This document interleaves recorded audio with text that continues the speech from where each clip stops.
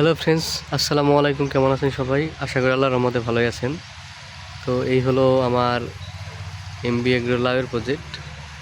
এখানে মাশাআল্লাহ এখন মোটামুটি লাউ আছে, এখন আগের মতো ওই পরিমাণ নাই, কারণ গাছের বয়স হয়ে গেছে, এই জন্য লাউ এখন কমে গেছে। আলহামদুলিল্লাহ অনেক সুন্দর দাম পাওয়া গেছে এবার, আর লাউয়ের ফলন অনেক ভালো আসছে। তো সবুজ সুন্দর টসটসে যে দেখতেই পাচ্ছেন লাউ, দেখতে অনেক ভালোই লাগে, এত সুন্দর ফলন। তো এই লাউয়ের সাইড দিয়ে এখানে অনেক ধরনের সবজি আছে, মূলা আছে, তারপর আপনার এখানে ফুলকপি আছে, পেঁপে আছে, মানে সমন্বয় কৃষি যেটাকে বলে। আমার এটা হলো সমন্বয় কৃষি। অনেক ধরনের সবজি এখানে ফলানো হয়েছে। তো এই দেখতে পাচ্ছেন মাশাআল্লাহ, এখন লাউ গাছের সিজন শেষ, যার কারণে এখন লাউ বেশি সুন্দর না দেখতে, ছোট ছোট হয়ে গেছে। এই দেখতে পাচ্ছেন লাউয়ের কালার কোয়ালিটি খুবই সুন্দর, মাশাআল্লাহ মাশাআল্লাহ। তো আমাদের লাউয়ের প্রজেক্টটা মোটামুটি বেশ অনেক বড়। আর এই দেখতে পাচ্ছেন মাশাআল্লাহ খুবই সুন্দর লাউ, এই যে দেখতেই পাচ্ছেন।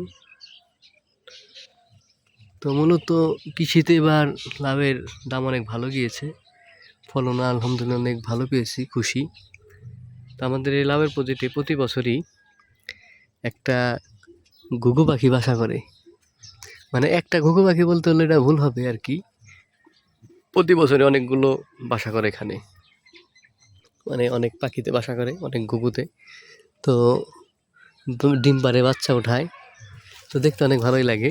তো আপনাদের আমি একটা জিনিস দেখাবো, যে এবারও একটা ঘুঘুতে বাসা করছে, দুইটা ডিম পারছিল, একটা ডিম মানে বাচ্চা দুইটাই উঠছিল, একটা বাচ্চা আবার পরে মারা গেছে, একটা বাচ্চা আছে, আপনাদের দেখাবো যে আসলে কি সুন্দর একটা ঘুঘু পাখির বাচ্চা।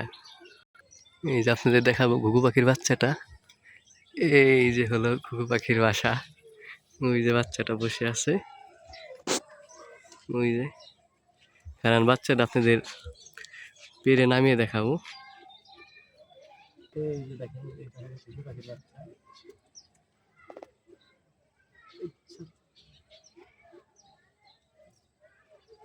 এই যে দেখেন, এই ঘুঘু পাখির বাচ্চা। কারণ এরকম অনেক ঘুঘু পাখি আমাদের জাংলায় প্রতি বছর অনেকগুলো বাসা করে। এই যে দুইটা ডিম পারছিল, দুইটা বাচ্চা উঠছিল, একটা বাচ্চা পরে মারা গেছে কিছুদিন আগে, আর এই যে একটা বাচ্চা বড় হয়ে গেছে। দেখেন মাশাআল্লাহ বাচ্চাটা কি সুন্দর। এই যে একটু আগে ওর মায় ওকে আদার খাওয়ানো হয়েছে, এই যে দেখতে পাচ্ছেন। বাচ্চাটা রেখে দেই, কারণ বড় হইলে বাচ্চাটা চলে যাবে।